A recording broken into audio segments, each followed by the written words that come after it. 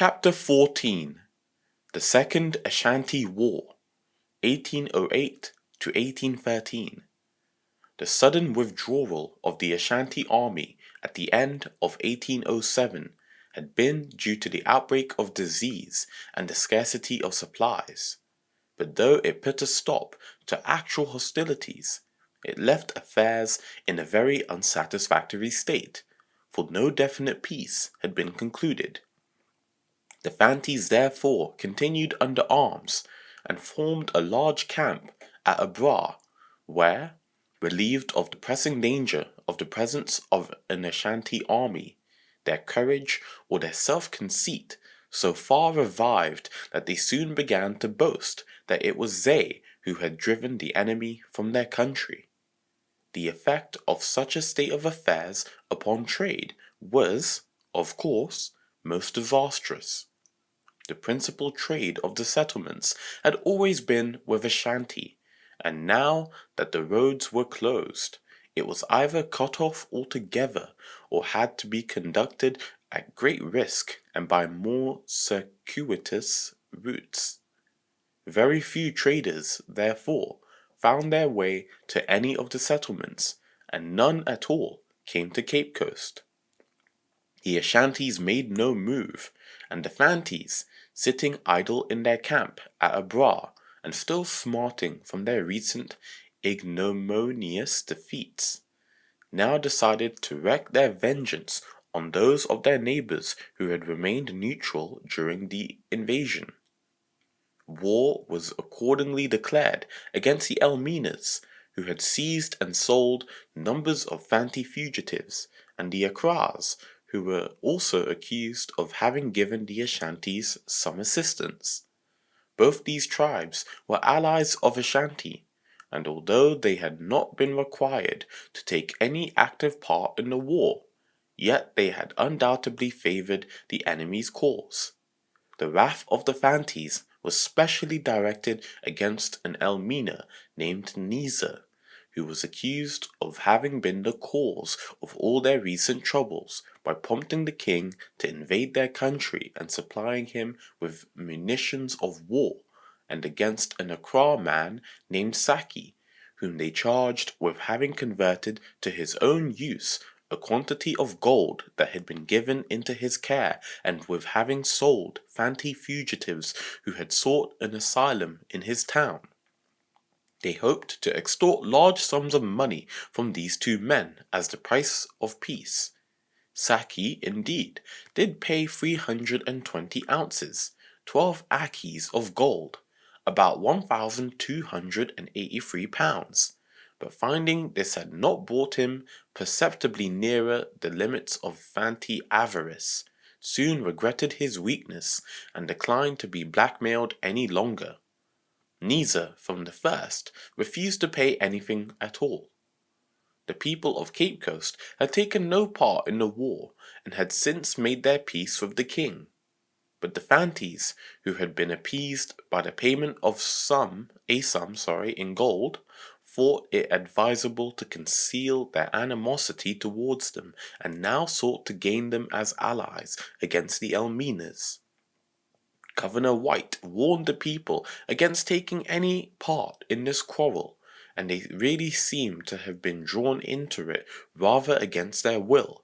Nevertheless, drawn into it they were, and by mixing themselves up in this way in an attack on the allies of Ashanti, once more incurred the wrath of Tutu Kwamina, who, in 1817, mentioned in a letter to the governor that Colonel Terrain, by giving up Chibu, induced the king to consider the Cape Coast people as his friends, and they took fetish accordingly, but their joining the Fantis afterwards to fight against Elmina for assisting the king has made him distrust them always since.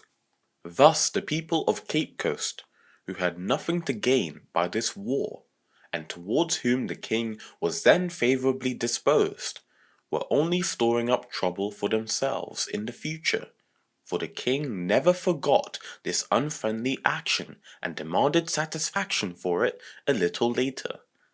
In 1809, one party of Fantis proceeded eastward to attack Accra, while a second division, which was joined by the Wassals under King Intifu and his Tufahin and Tobra, advanced on Elmina and blockaded it.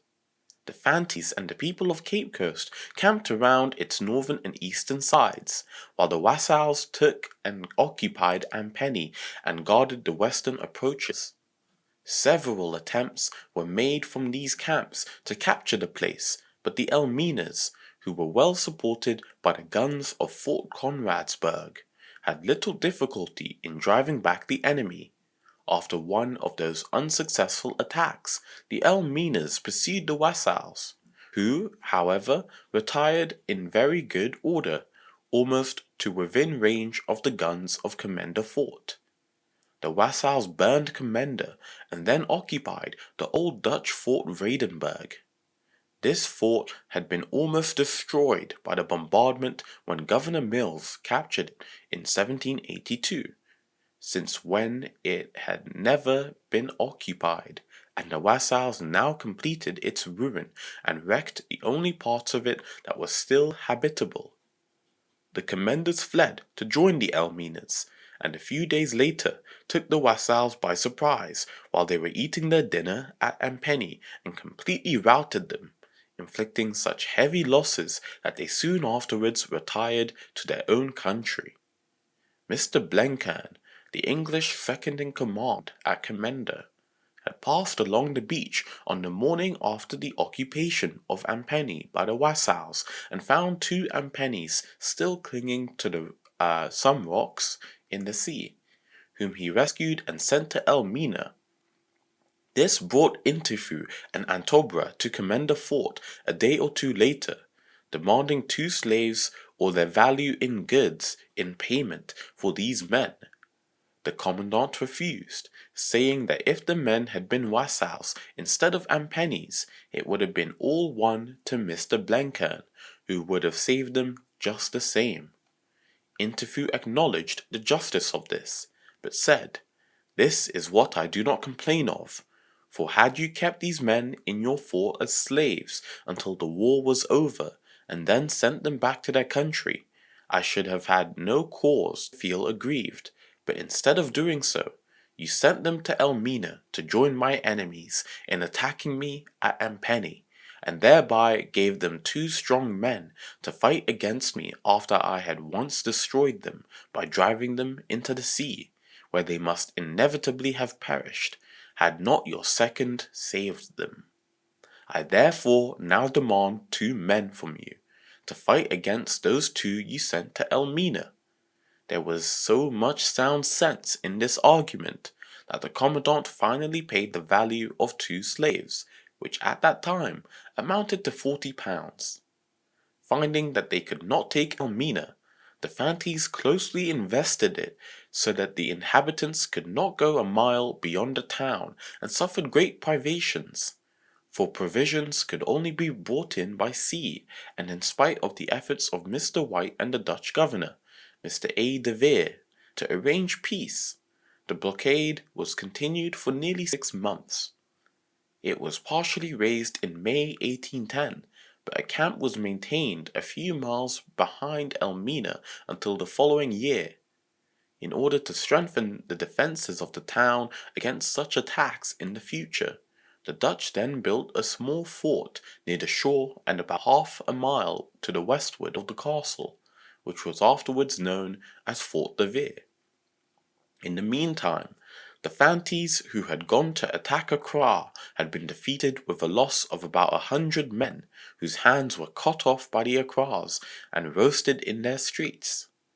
But a desultory warfare was kept up for some time, and it was nearly 5 years before communication by land between Accra and Cape Coast was again open. While these events were happening, the Elminas had contrived to get a message through to Kumasi, informing the king of the state of affairs on the coast and imploring his assistance.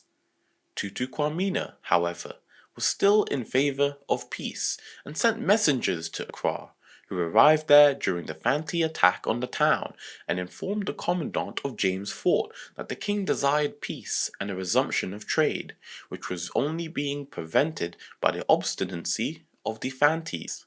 These overtures, however, were of no avail, and the king found himself compelled to adopt stronger measures. Early in May 1810, further ambassadors from Kumasi arrived in Elmina and communicated the king's intentions to Mr. de Vere, asking him to inform the governor at Cape Coast. This he did in a letter dated the 7th of May 1810, in which he stated that the king was about to make war upon and severely punish the Fantis and Wassals, but would always regard the Europeans of all nations as his friends, provided, of course, they remained neutral, but that if they protected his enemies, he should be obliged to turn his arms against them also. Early in October, again, 2 more messengers reached Accra and were sent on by canoe to Cape Coast. They brought word that the king hoped the governor had not taken offence at his sending his previous message through the Dutch governor, that he regarded the white men as his masters, and he should be happy to keep in friendship with them, that it was his intention to send an army against the Essenes, that their ill treatment of the Ashantis some years back was the sole cause of his visit to the waterside in the year 1807, as it would be that of the army he was about to send, that if the whites, Fantis, or others protected his enemies, he should be obliged to wage war with them. The king can hardly have imagined that this message, after the one he had already sent through Mr. de Vere, would be taken literally, and though it may have been mere diplomacy, it seems more likely that it was intended as a hint to the Fantis that he was now quite ready to take the field again, and that they had therefore better leave his allies in peace, and save him the necessity of compelling them to do so. The king's message was communicated by the governor to the Fanti chiefs, who, however, still persisted in declaring themselves at war with the Elminas, and the Ashantis, after a stay of about 14 days, during which they had ample opportunity to take note of the state of affairs, were sent back to Accra on their return journey on the brig Cockatrice.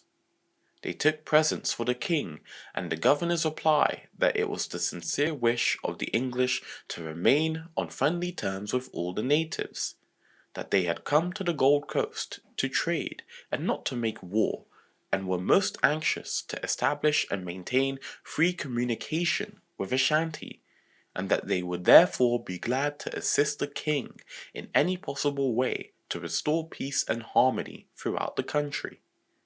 On the arrival of these messengers in Kumasi, the king, finding his overtures for peace disregarded by the Fantis, and that they were still avowedly at war with his allies the Elminas and Accras, determined to punish them.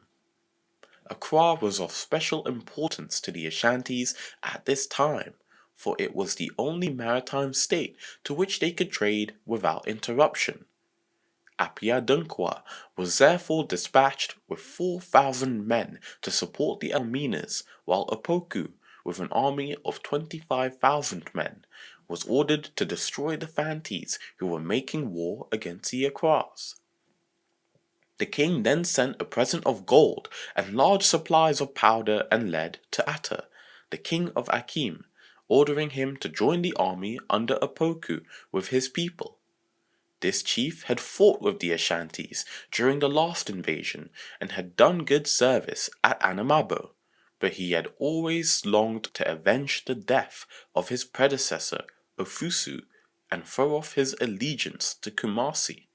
He believed that the opportunity had now come, and after recounting all the wrongs that his people had suffered in the past at the hands of the Ashantis, declared that he would no longer submit to their rule, but would use the powder the king had now sent, not for him, but against him. On the receipt of this message, Tutu Kwamina sent to inquire from Atta if it had been correctly given, But before the arrival of this second embassy, the chief had already gone too far to admit of any hope of a reconciliation. Hearing that Kwamina Guma and a party of Ashantis were on their way from Christiansborg to Kumasi with a large sum of gold as tribute, he had waylaid and robbed them, murdering all but one man, who was spared to carry the news to the king with a further message of defiance. Atta had then succeeded in inducing Kawao Safachi, the king of Akwapim, to join him in revolt, and their allied army was now awaiting the advance of Apoku, who had not yet crossed the Pra. Apoku entered Akim in February 1811, and an action followed in which the Akims and Akwapims fought so well that neither side could claim the victory, though the battle lasted till nightfall. The Ashantis lost so heavily in this engagement that Apoku dared not risk a second encounter without reinforcements and called on the Akras to join him. They obeyed his summons in such numbers that further resistance on the part of the allies was out of the question, and they retreated, the Akims to Fanti and the Akwapims towards Ada, with Apoku in hot pursuit. The majority of the Akwapims sought refuge in the Krobo hills and mountain ranges of their own country, but Kwao Safachi and his immediate followers remained in Ada. On the approach of the Ashantis early in March, the Adas fled to an island in the Volta, while Kwao Safachi doubled back to Akwapim by small and unfrequented paths. Apoku's army occupied and pillaged Ada, but made no attempt to molest the Danes at Fort Konigstein.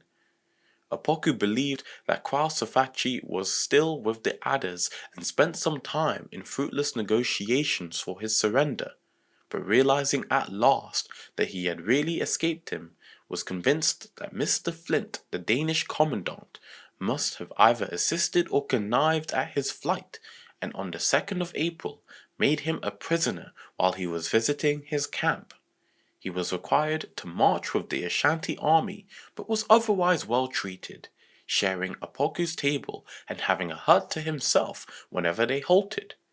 He was finally ransomed by his government on the 2nd of September for gold and goods to the value of £400, after a captivity lasting exactly 5 months. On leaving Ada, Apoku took the bell from Fort Konigstein as a trophy and followed the enemy into the mountains, where they had now rallied their forces. But the difficulties of the country and the superior knowledge that the Akwapims had of it combined to prevent his doing more than compel them to fall back.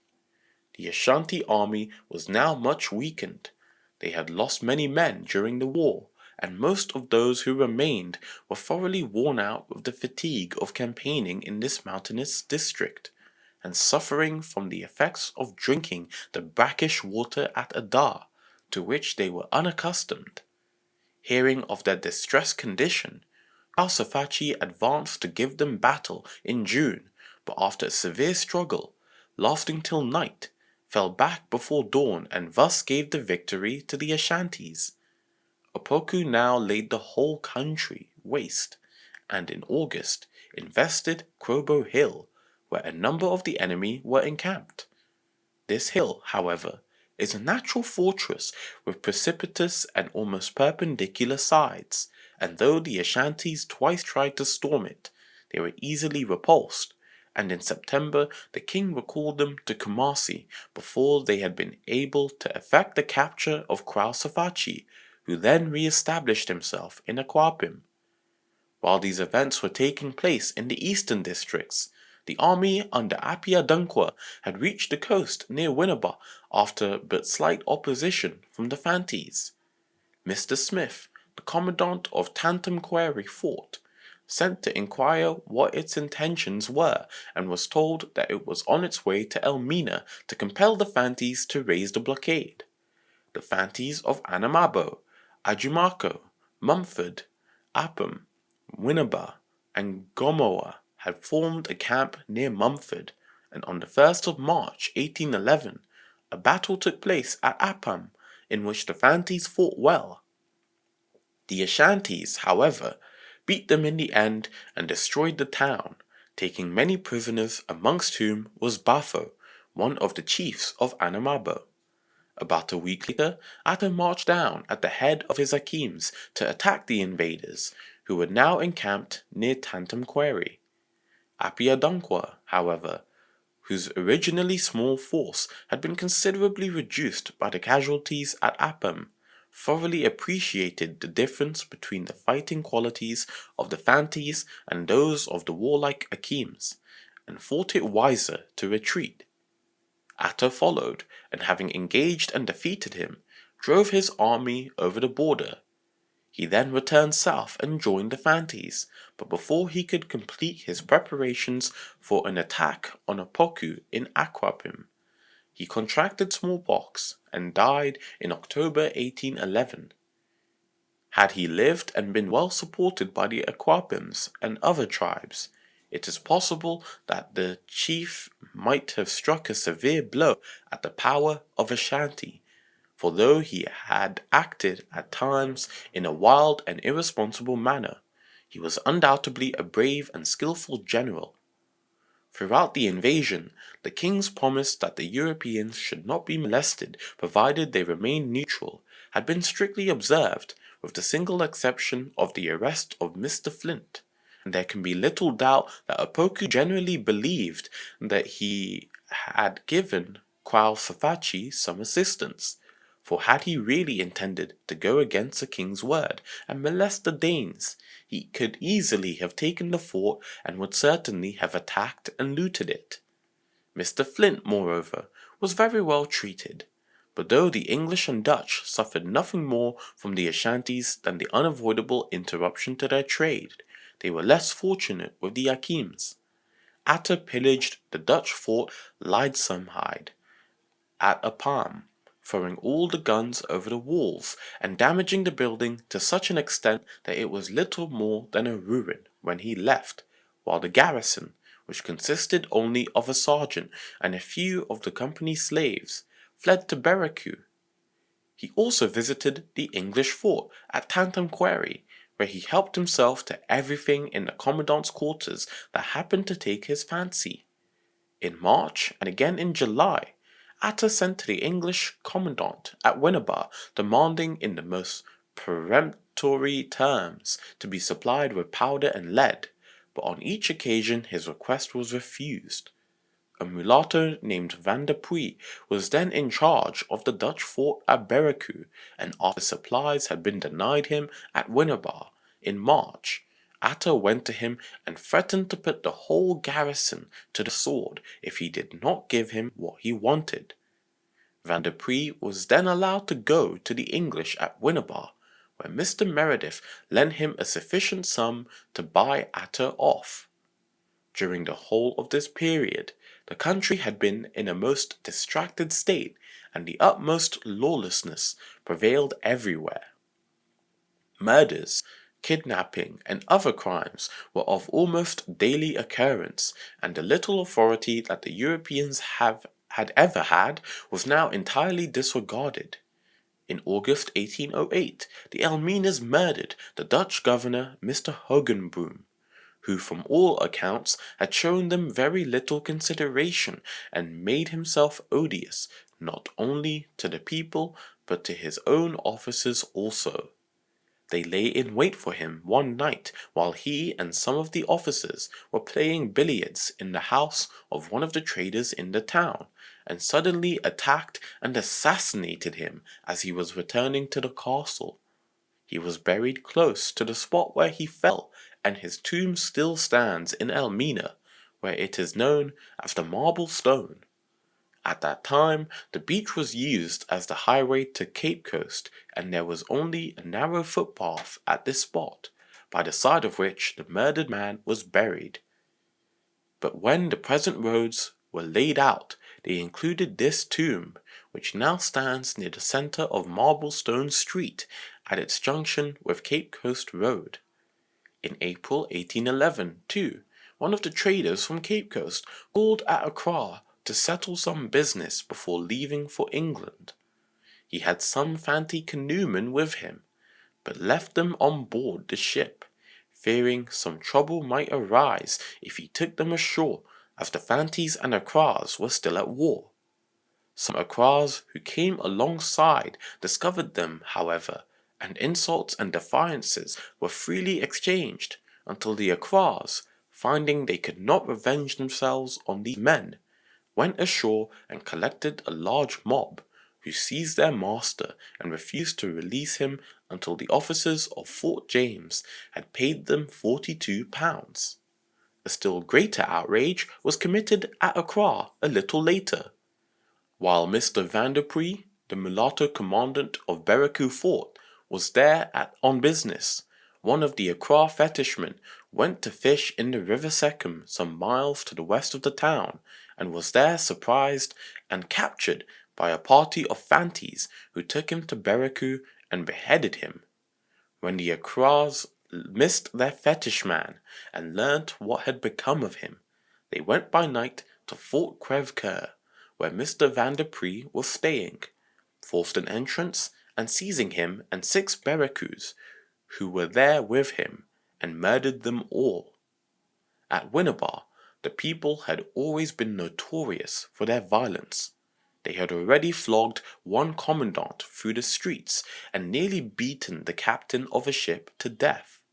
But these atrocities reached a climax in 1812, when Mr. Meredith, the gallant defender of Anamabo Fort, who was now commandant at Winneba, was done to death.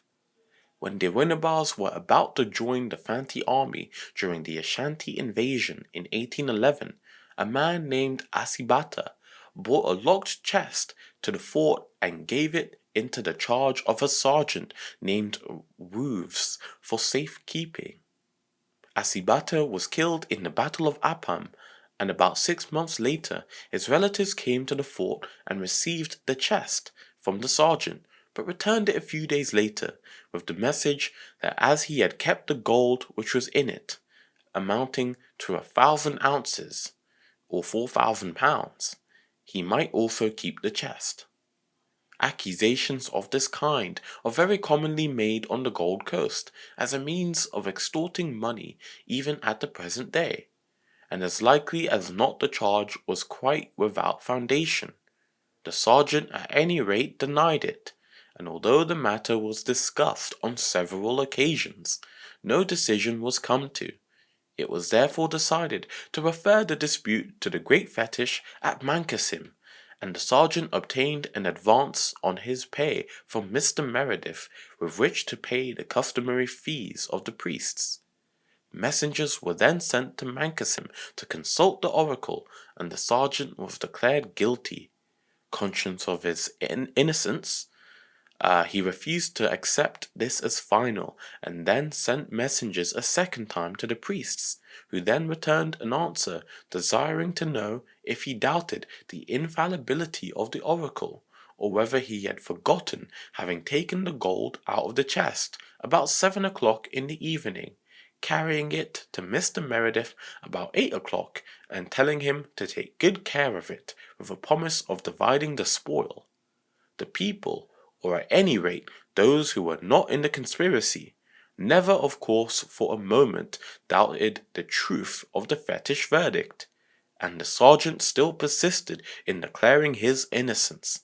The headman went to Mr. Meredith and told him what the oracle had revealed.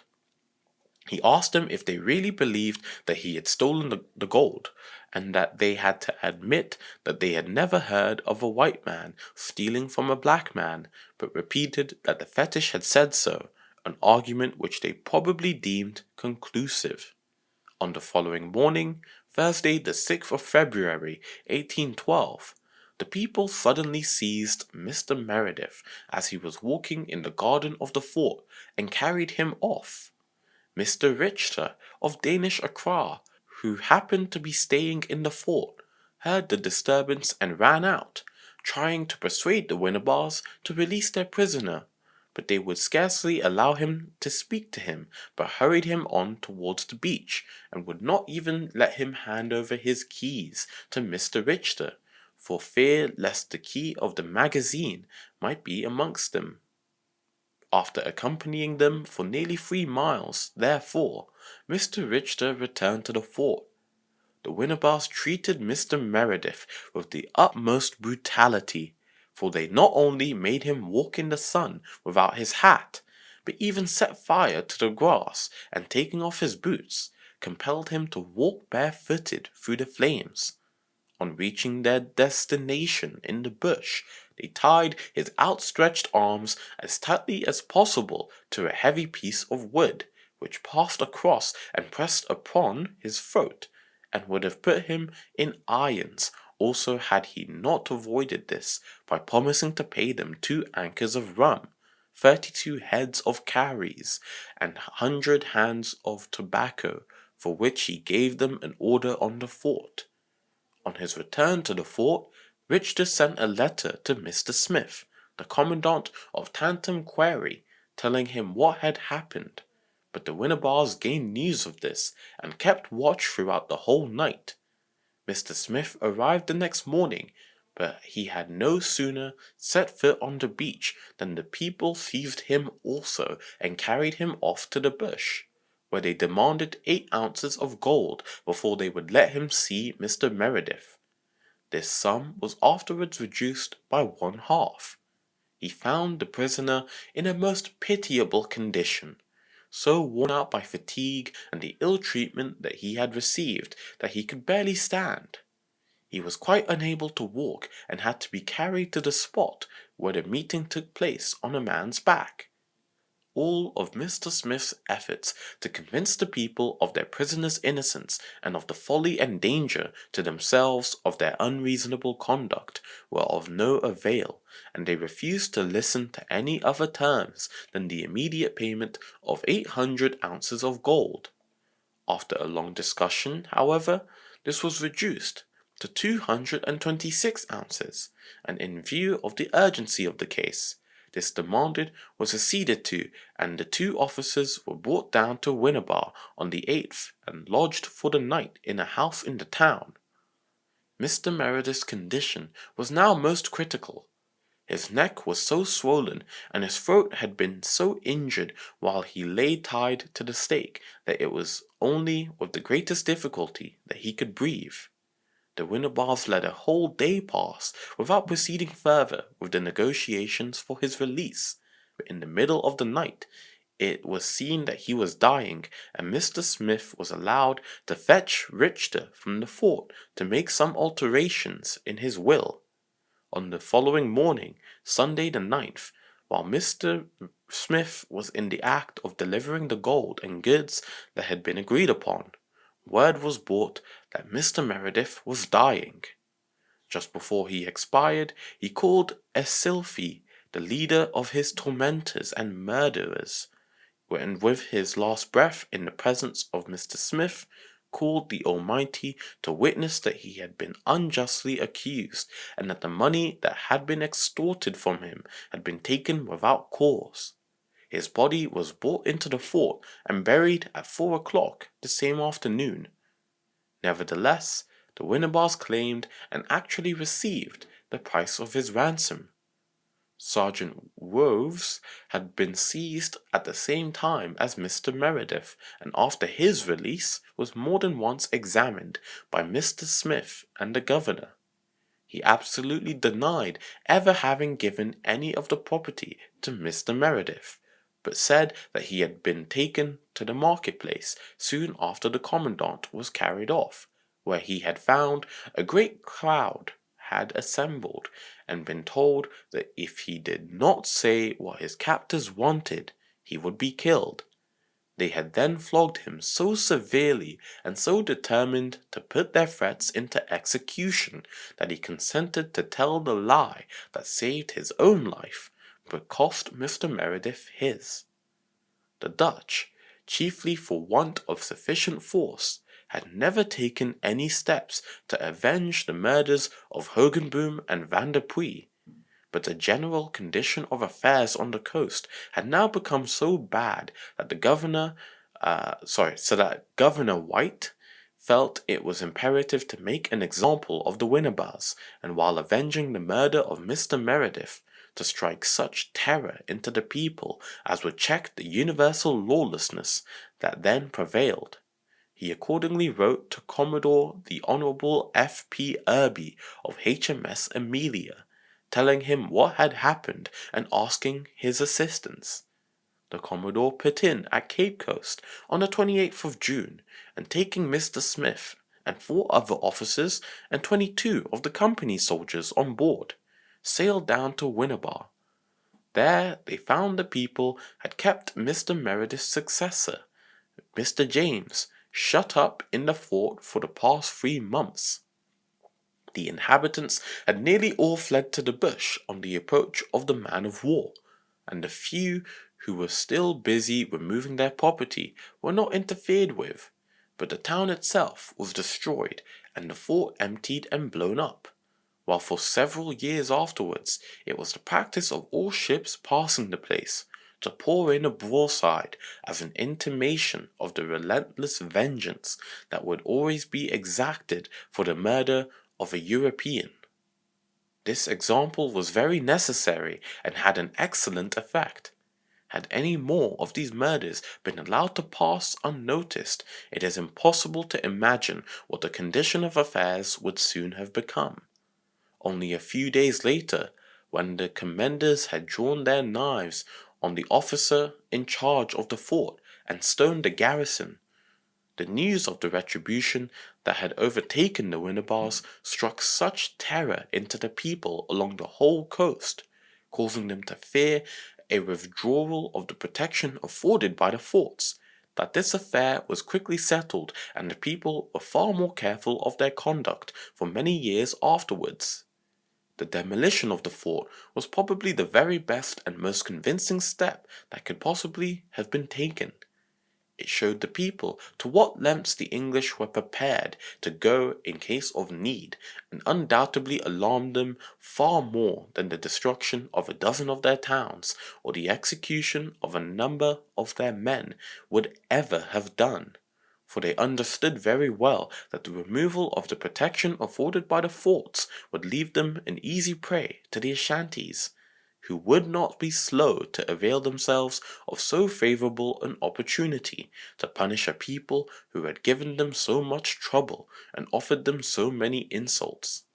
The African Committee in London, however, were unable to regard the loss of a nearly new fort in this light, and were far from pleased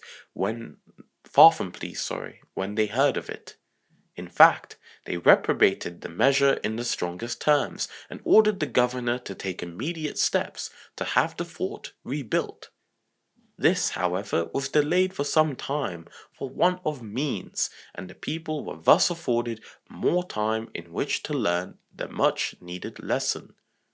The Winnebars themselves very soon took the initiative and began to beg that the fort might be rebuilt, promising to give their services as labourers and offering to pay whatever compensation the governor might think proper in atonement for their offence.